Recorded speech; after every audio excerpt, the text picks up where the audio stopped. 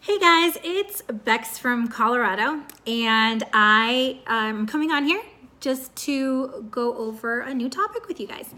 And basically, I want to go over how long it took me and what my process was in order to have surgery. And I could honestly tell you it took me from beginning to end about 1 year to get it all taken care of. So basically, in October of 2017, I decided that I wanted to have weight loss surgery. I had been married for a year and we were thinking of starting a family, and I wanted to be healthy in order for pregnancy. So I met with my doctor and she put in a referral for me to see the weight loss clinic. I called the weight loss clinic to try to make an appointment with the surgeon, and they kind of explained to me that I needed to come in for an informational seminar prior to making an appointment with one of their surgeons. So in November of 2017, I went in for a seminar on a Saturday. I'm sorry, I don't remember the exact date. It was literally just informational. At that appointment, they went over what to expect, the different types of procedures, the pros and cons of each procedure, who was a better candidate for which procedure, and things like that. I decided at that moment that I wanted to have the vertical sleeve gastrectomy. And I can go over in another video why I decided to have that surgery. So after that seminar, I went and made an appointment with the surgeon that had been referred to me, or that my doctor had said she wanted me to see. And that appointment was set for December 13th of 2017. At the surgeon's appointment, I told them, this is the type of surgery that I want to have. I want the vertical sleeve gastrectomy. And they went over, in depth what the procedure was. They let my husband and I ask questions pertaining to the surgery, and basically told me that I needed to talk to their surgery scheduler in order to see what my insurance required in order to have the procedure. But that yes, my insurance did cover the procedure.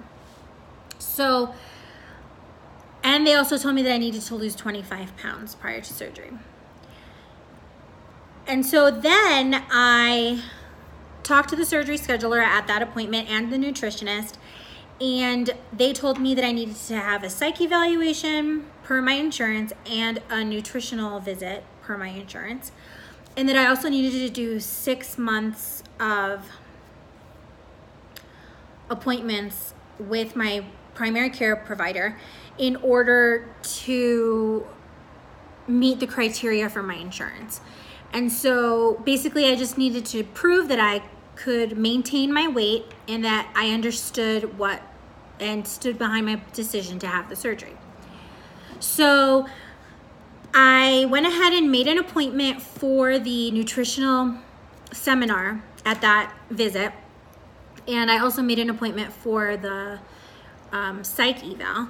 And so the nutritional appointment, or the nutritional seminar, was on February 14th of 2018. On February 14th, it was about a 3-hour class. I paid, I want to say $150 for it. And it was based from beginning to end, anything and everything that had to do nutritionally with the surgery.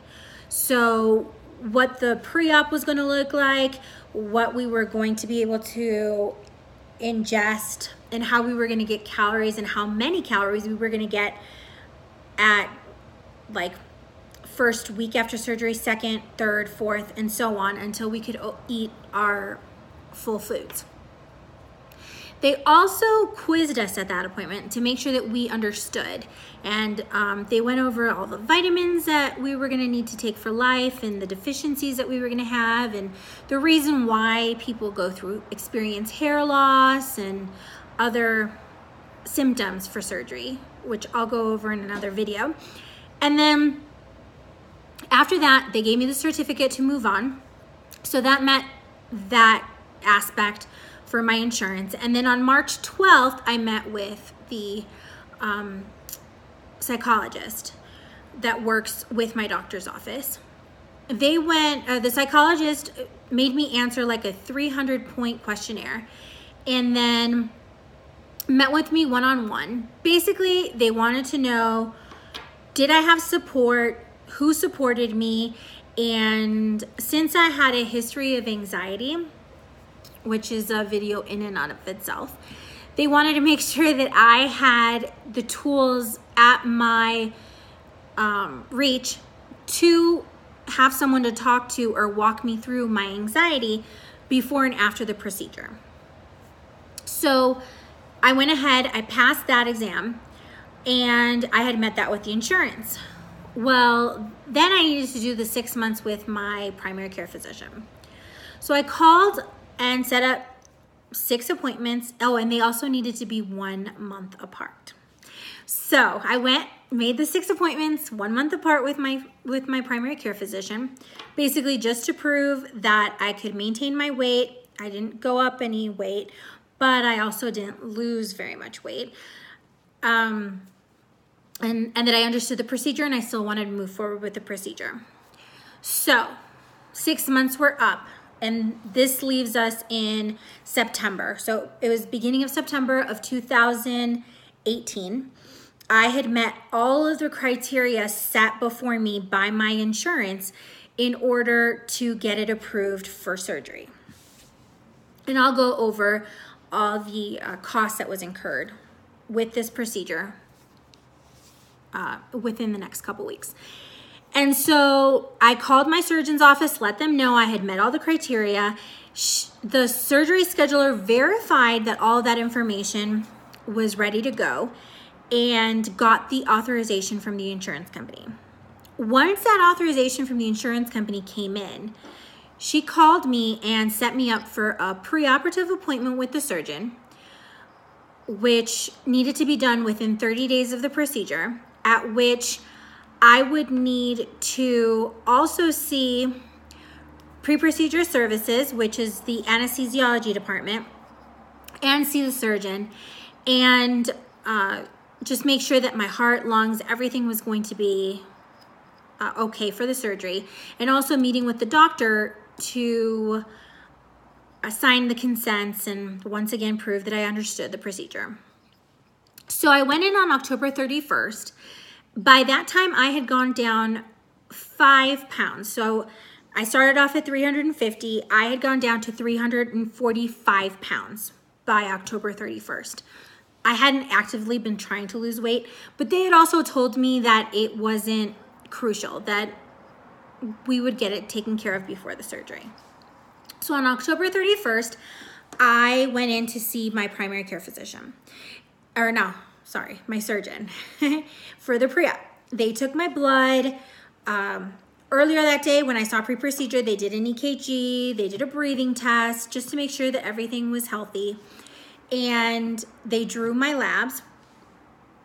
And then at the appointment with the surgeon, they had me sign all the consents, went over what specifically to expect the day of surgery, the day after surgery, symptoms that I might feel, and how I could best take care of them. And they put me on a full liquid diet from November 1st through November 12th, which was the day that was decided for my surgery. So that was 11 days of full liquids. And so they also let me know the day before what to do to prep for the surgery. So I did 11 days of full liquids. What I decided to do were Premier protein shakes. I would have 5 protein shakes a day. I would have 1 in the morning, 1 mid-morning, 1 lunch, 1 in the middle of the afternoon, 1 for dinner. And if I needed any other, I would just supplement it with another shake. I went in the day of surgery weighing 323 pounds. So from October 31st, where I was 345 pounds, to to November 12th in the morning, I had lost a considerable amount of weight. On November 12th, my procedure was done. It was a laparoscopic vertical sleeve gastrectomy, and I was admitted into the hospital 2 days post-op, just to stay under observation. In order to prevent any gas buildup or anything like that, my surgeon did opt to put a NG tube, which is a nasogastric tube, in through my nose. So basically, it was done during surgery. I didn't feel it, but I woke up with a tube in my nose that went down to my stomach that was draining all the gas and just all the stuff that was building up in my stomach due to the surgery. I also woke up with 2 drains. And I was left in the hospital for the 2 days. Before I left, they needed to make sure that there was no leak in the surgery itself, that everything had been done correctly.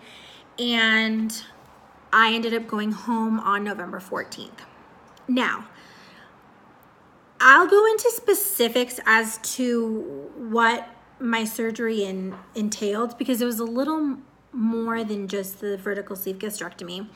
And due to the additional surgery that they did, or procedure that they did during my surgery, it had caused swelling at the mouth of my stomach, where my esophagus meets my stomach, and had caused, which is where the hiatal sphincter is, and it had caused swelling. So my esophagus was swollen shut. Because of this, I was having trouble getting my fluids down. And with a lot of other stuff, you don't feel well because you've got a lack of energy. And I wasn't in extreme pain, but they had me taking pain medication, which had me sleeping. So that may have played a lot into it too. But I ended up having a little complication and going back into the hospital on November, if I got home the 14th, I went back to the hospital on November 16th. And it was because of lack of getting my fluids down. And I had a deficiency in my potassium. And so I was in the hospital for a couple more days just to get the potassium up. It wasn't scary. It was just a really long process because it takes a long time to get that potassium back into your system. And after I came home from that, I never had any other complications or anything like that. And so yeah, so basically it took me about a month, listen to me, I'm losing it, aren't I? It took me about a year, from November of 2017 to November of 2018, to meet with my surgeon, get everything taken care of with the insurance, and have my surgery. And now, depending on the insurance, it might take longer, it might take less time. Some insurances don't require the 6 months of supervised visits. Some insurances require more time and showing proof and things like that. So that's something that you'll definitely want to check with your insurance company. I just called up and they sent me the criteria on in a document that I was able to literally cross off everything that I needed left. So that's something you can do as well. I'm more than happy to go over that information with you if you guys like as well. And yeah, so that's my video. That's how long it took me to have the surgery. And yeah, take care. Have a great day. Bye.